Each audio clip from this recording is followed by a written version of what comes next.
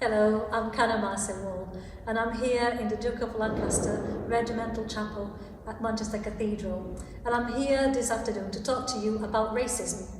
I've experienced racism, and I want to ask my colleague and friend who's joined me here today, Reverend Grace Thomas, the same question. Grace, have you experienced racism in this country and in the church? Thanks, Marcia. Yes.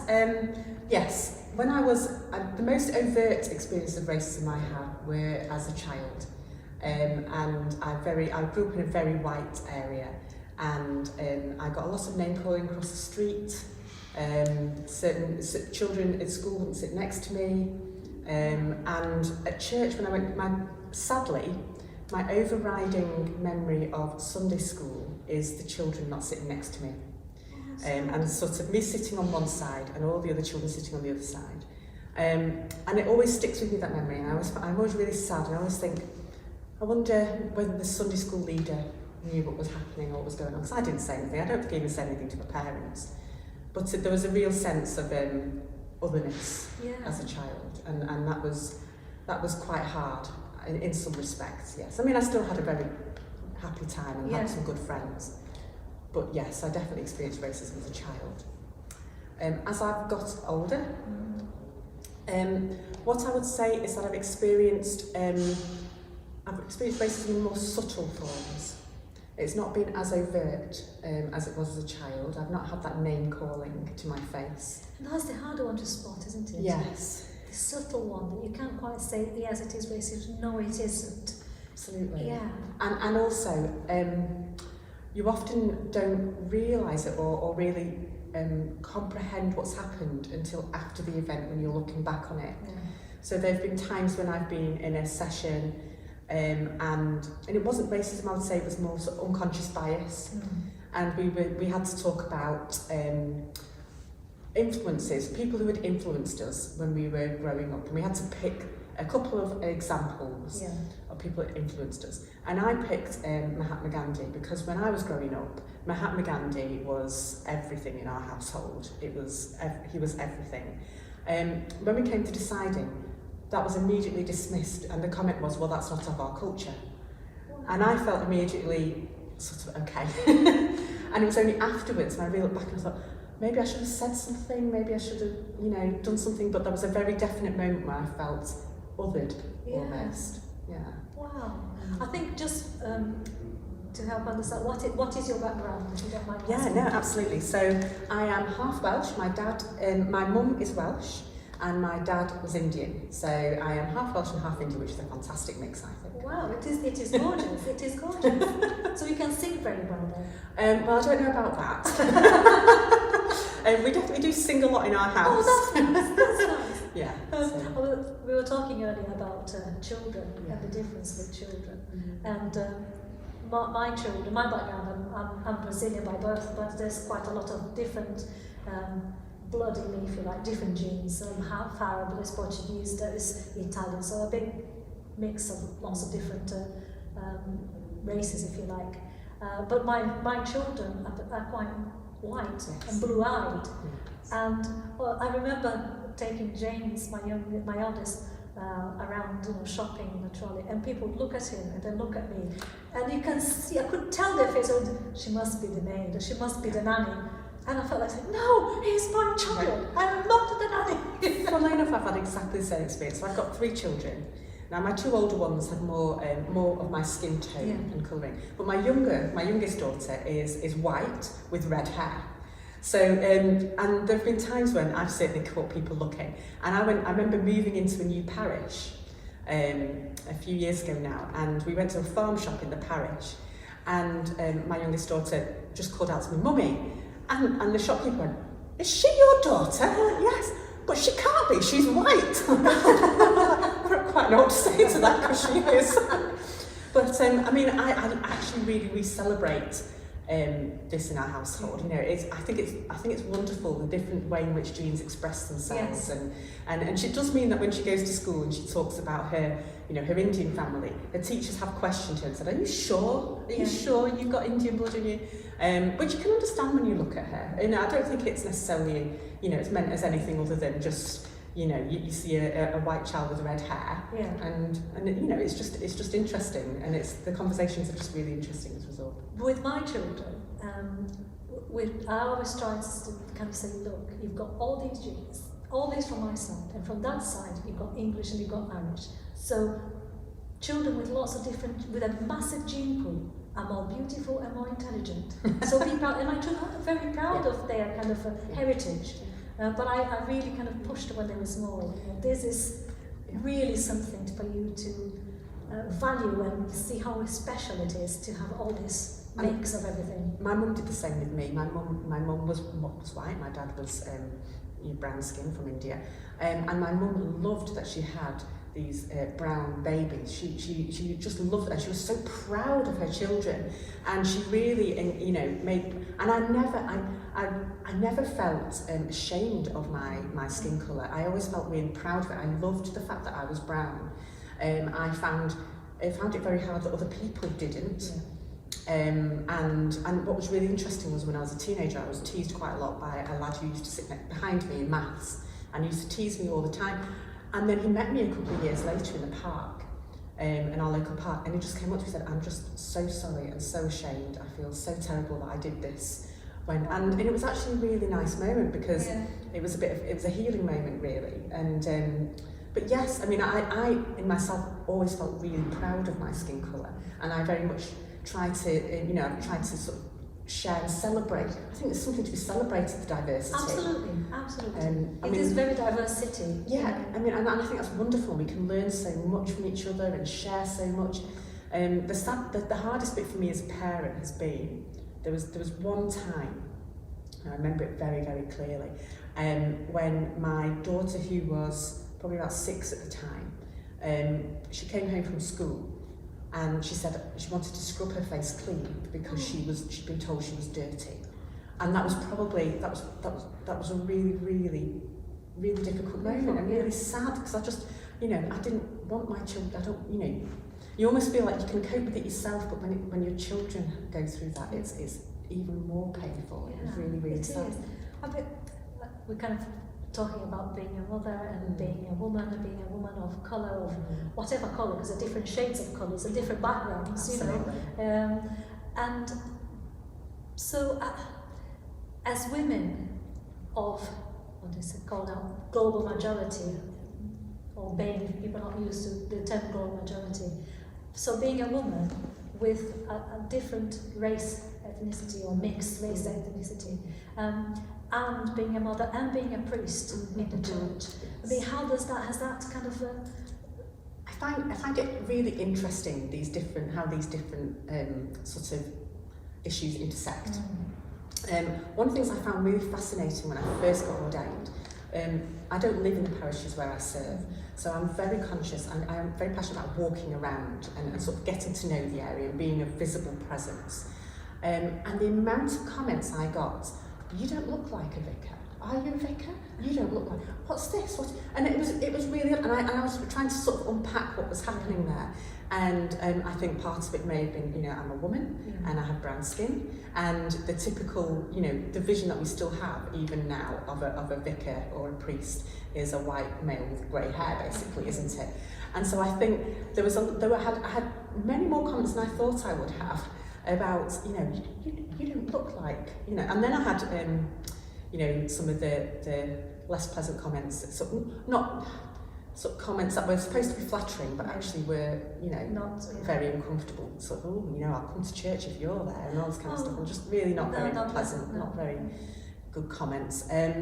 But I find these intersections really helpful and really interesting, because also, I was also a teenage mum. Yeah. So I was a young, unmarried teenage mum, and I had that label put on me quite, you know, and when I've come into ministry, one of the things I've been very keen to do is to be very open about who I am. I am Indian, I am Welsh, I had a child as a young single mum, and part of that is because I want people to see how the church is full of people from all different backgrounds and all different, then they've come to faith in all different kinds of ways.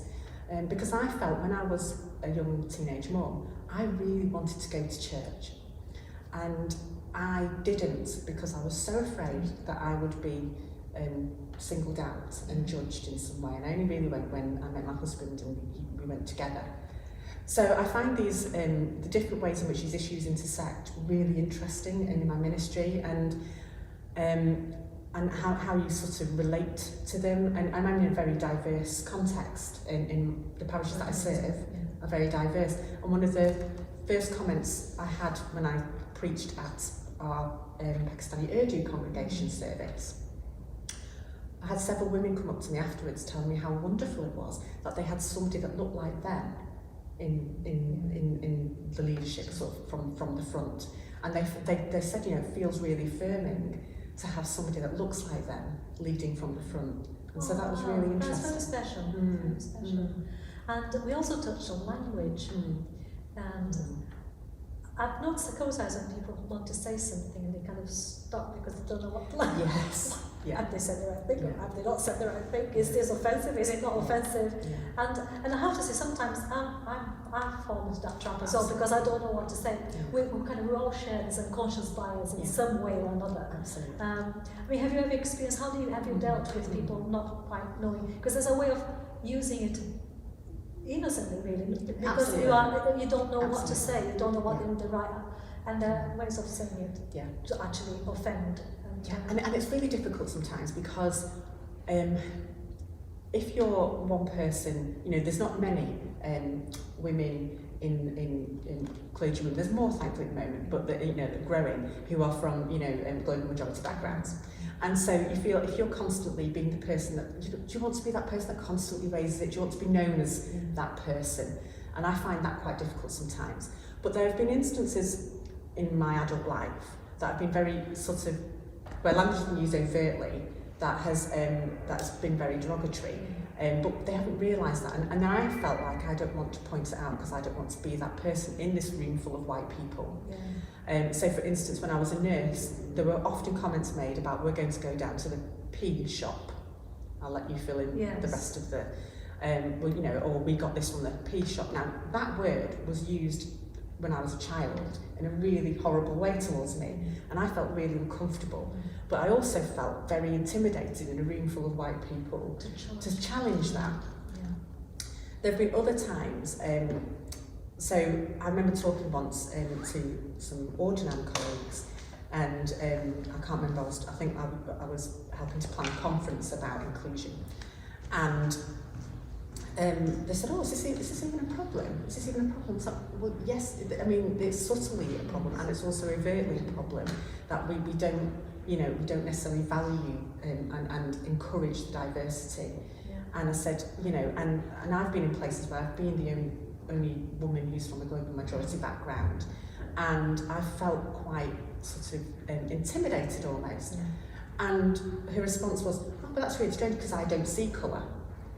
And I understand on one level what she's saying. What she's saying is that, everyone's equal in her eyes. But on the other hand, I really want you to see my colour. I love my colour. Because that's me, that's my identity. Yeah, exactly. That is very much part of who I am. So I want you to see that. I did say that to her. I want you to see my colour, and I want you to appreciate it in the way that I see you for all of you, and will hopefully appreciate you. But sometimes I know that I will slip up when it comes to language, because of my biases. I have unconscious biases just as much as anyone else. So I do try and sort of give people the benefit of the doubt almost, or sort of try and have a gentle conversation without immediately jumping to, unless it's really overt, because I'm just as aware as anybody else that I can make mistakes too. I can. And there was an incident not so long ago where a paper was shared between myself and some colleagues. We were working on a project, and two colleagues had said, oh, this paper was really good to use, really, really good. And me, to my shame, I hadn't read it until the very last minute. And I looked at it, and in the first page, it described, it was a paper only about 10 years old. It described there were such and such number of clergy, such and such were white, and such were coloured. And I thought, oh, I'm not comfortable with that description. So then I had to go back and say, I think the paper's okay in itself, but there's a description in the first page that I think is really, you know, we need to acknowledge that and say that this is not how we should refer to people, global majority people in this day and age, and we know this. And it was quite interesting in the debate that happened, because you know, and it's difficult to do debates on email, but I felt that my colleagues may have got a bit defensive, and as if I was accusing them of racism, which I wasn't. But what I did say was, I'm quite sad that both of you read this as white colleagues and I read it and picked up on it immediately, and maybe what we need to do is just work a bit more on being anti-racist. It's not just about not being racist, it's about being anti-racist, and us being all more aware of that. And I think I understand what you're saying also, because I think it's difficult for people who haven't experienced it, who actually, they can't, I feel it's difficult. You can't expect somebody to understand something they haven't experienced. Absolutely. Because they can't see it. Yeah. And my husband, we watched something on television where people talk about how they'd always been aware of their brownness or their blackness. And my husband said, well, I've never been aware of my whiteness. I said, well, that's the thing, because it's your whiteness has never been an issue. Whereas I'm always aware of the fact that I have brown skin, because growing up and you know, even now, that has been something that's othered me and excluded me. And we're going to talk a bit about the church. And sometimes I have a feeling that you can feel that it's a bit of tokenism. And is this happening because they just want to kind of tick that box and say we're being very inclusive here? And but actually, when you look around, you are still very much, you know, as it has been always. And that's not to say that, you know, these people are nice, they are kind, they are gentle, they can see that this needs addressing. The Archbishop of Canterbury said the church is institutionally racist. So we are addressing the issue, and things move slowly in the church, you know, hundreds of years. And we are beginning to engage with this and moving it on, and people are beginning to be more aware and more kind of careful what they do, and listening, and ready to change and address the issue. So I think there's a lot more work to be done. There is, but I think there's a lot of hope. Oh, absolutely. Because I think the fact that we're having these conversations, I think there's a lot of hope. And I do, you know, the tokenism bit has always been something that's been, sometimes I think, am I being asked to do something because I happen to be a woman from global majority woman, or am I being asked because they think I'm capable? And sometimes people have overtly said, look, we want you because we're all white and we need somebody who's not. And it's you know, and it happens, doesn't it? And I kind of think, on the one hand, that's if you're just ticking a box, then I don't really want to be that person that facilitates that, because we're not addressing the underlying problem. But often the people that have asked me this are really, really committed to improving diversity and inclusion. And so I always think I want to support that, because I know, you know, if you think about the women who said to me, it's so lovely to see somebody, you know, who looks like me up there. If more people see reflections of themselves in the church, they themselves more likely to maybe journey in ways and grow in ways and flourish in ways. Absolutely. And we have to start somewhere, don't we? Yeah, we do. And the other thing also that I find interesting is that if you say to people, you know, BAME or global majority, when they get used to the term global majority, and I think that's why global majority, we changed sort from using BAME to global majority, because BAME is quite black focused. And this is not just about having black skin. It's about all of us that are not, you know, white. Western white. Absolutely. But it's a different dynamic. But I think it's important that we talk also about being of a global majority person and a woman in that context, because we are hit by a double whammy thing. We are. And in the church here in England and across the world, women have faced many barriers as well, haven't they? In terms of ministry and leadership and so forth. And And so there are, you know, it's looking at, you do face this double whammy sometimes, don't you? And I think it's really good. I'm really encouraged at the moment by the conversations that have been had, and the way in which we're all recognising, you know, what needs to happen. Because, like I said, if you don't see reflections of yourself in the church, or if all the reflections you see, if the only reflections that you see in church that are of yourself are on posters about poverty and things like that, then it's really difficult, isn't it? So, but if you don't see positive reflections of yourself in leadership in church, then how do you feel that you belong to that place? Again, if we go back to my daughter, the only when she was growing up, the only image that she remembers of children's television that looked like her was Dora the Explorer.